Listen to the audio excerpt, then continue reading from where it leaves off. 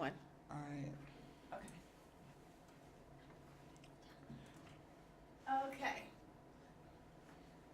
Oh, okay, I'm sorry. So this is week 3 discussion questions for film small group discussion. Hey, I'm Dominique. 8. I'm Takia. Angel. Lane, Ashley. Tyrell. All right. So the first question says, according to Barbara Henrich and Harley Hochschild in Global Woman, describe the pattern of this class-based female migration or gendered revolution. What are the costs and benefits of this new migration? Would you describe this scenario as a sort of liberation? Why or why not? I wouldn't necessarily call it a liberation unless it's just like financially.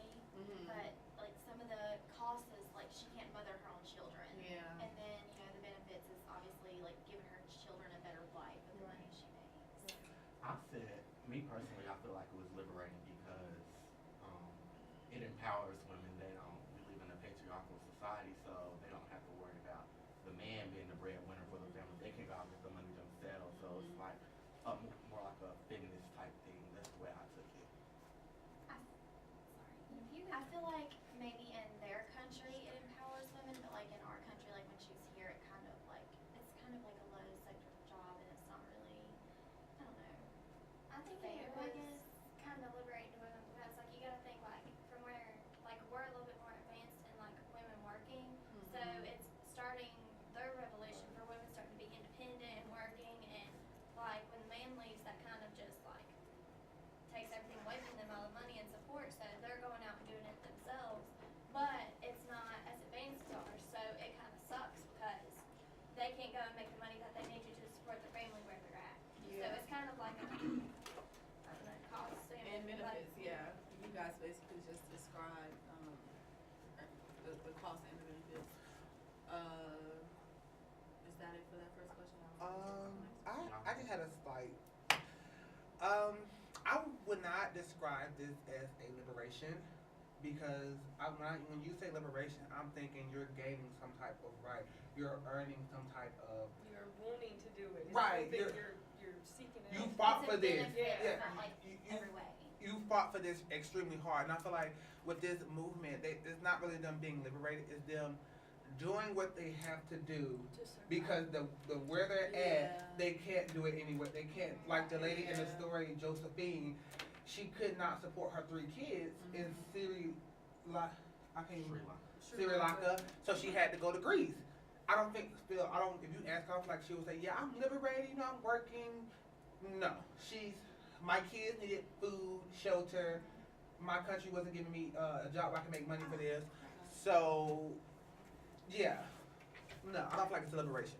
But I feel like it's a necessary evil. Everybody has a necessary evil, and I feel like that was her necessary evil, and there's a lot of women's necessary evils. So, just me personally, I would not just say it's a liberation. I agree. The fact that, yeah. I mean, I could see why the article would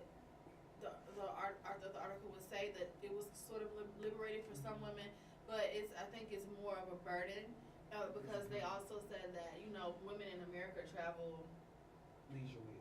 like 20 to 30 minutes for their job. They commute, but they have to commute longer distances like to other countries.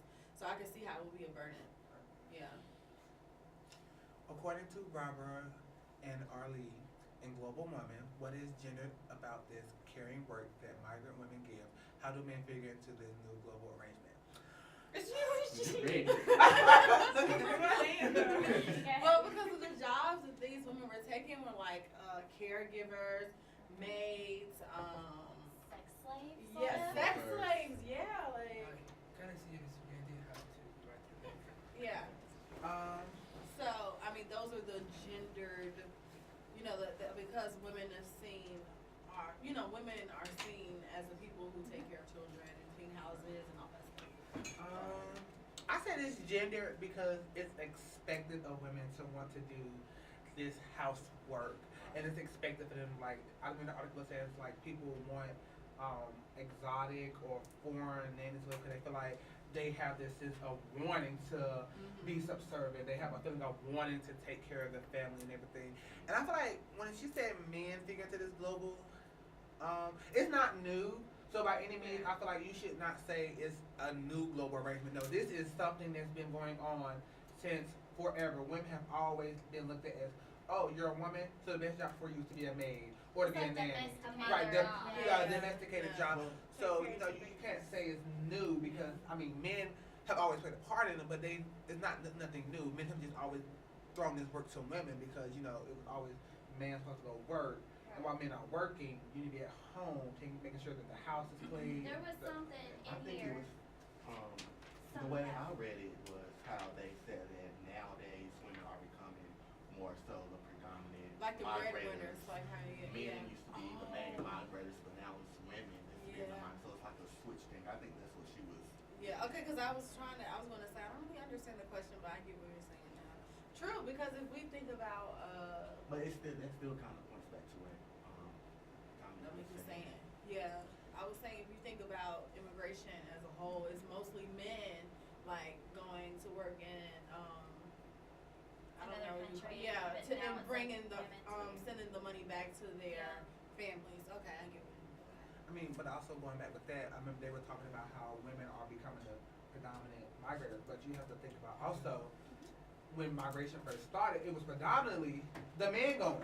So at Yeah. this point, all the men are already gone and making their Yeah. money, Which and is true. and like now that people are getting paid less, more people are over here, so people aren't getting that much hours. It have no other choice but for the women in the country to go. So it's Yeah. not like men are just saying, "Oh no, you have to go." It's Mhm. you have You no other have choice no because we're choice. already over here. Yeah. Like Yeah. it's either what can I do? But So in the same And sense, that goes into Number three. Number two. We're on number two. no, I'm saying like I think that transitions to another question she has up there. I'm not sure which one, but how like women are expected to, even if they do go to another country and make money, they're still expected to give it to like the men of the family, not keep it for Yeah. themselves. Yeah. Yeah. I don't know what question that was. And there was a part she talked about in there where the women are making the money because they have to, and they're sending it back home to the men, but the men aren't working, and they're Yeah. drinking it up, and then they come home and they don't have any money to show for where they work. They I mean- just, so I think as far as men playing a part in it globally, I think maybe they're just not playing a part at all. I'm in not- anything. But I know she know that also in a lot of countries where this is happening, they can't find a job.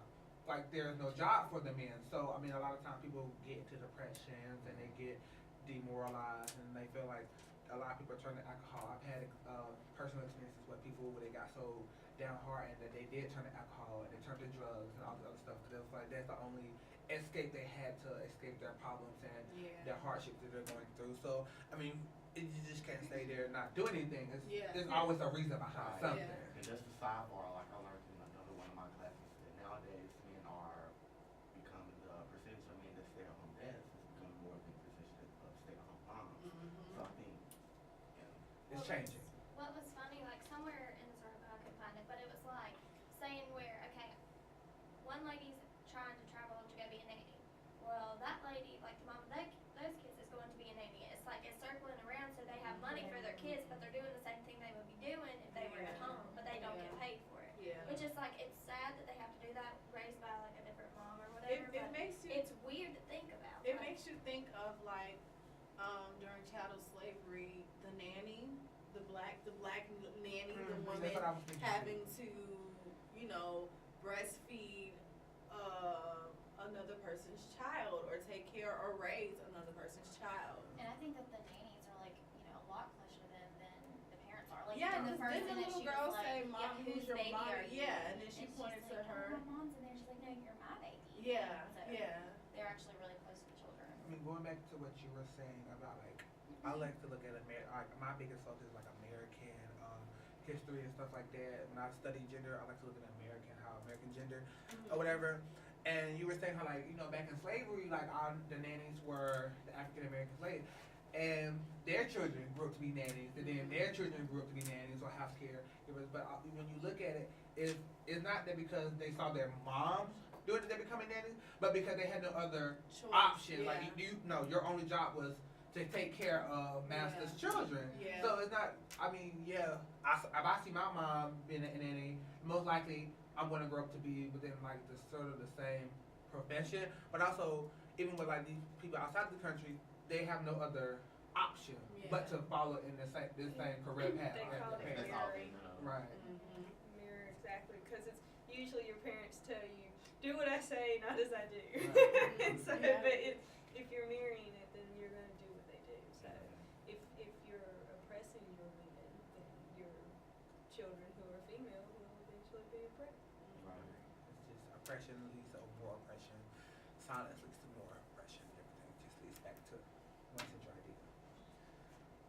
According to Barbara and Arlie and Global Women, how does this example demonstrate that we cannot talk about a single category of women when addressing feminist issues?